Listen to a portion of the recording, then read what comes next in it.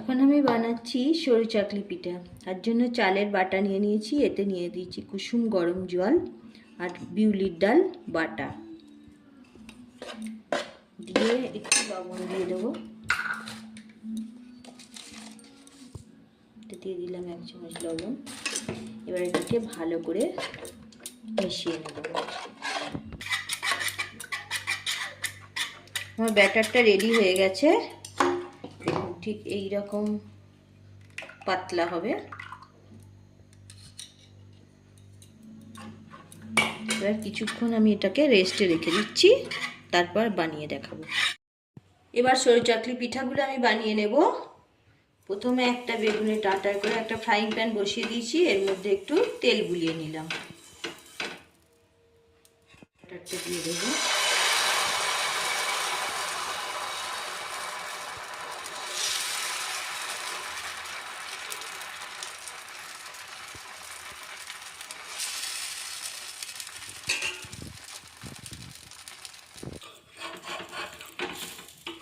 এইভাবে চারধার থেকে তুলে নিয়ে আমি এটাকে একবার তুলতে দেবো।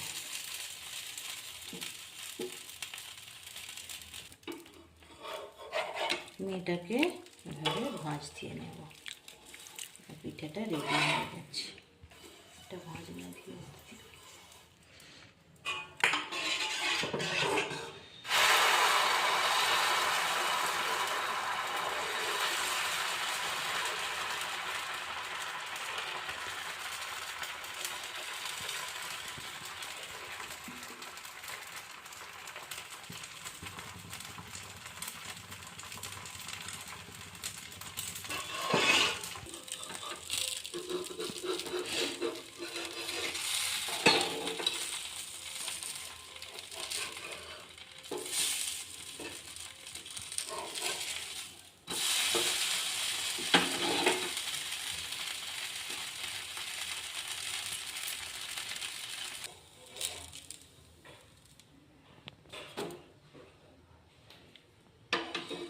সব সরু চাকলি পিঠাগুলো বানানো হয়ে গেছে।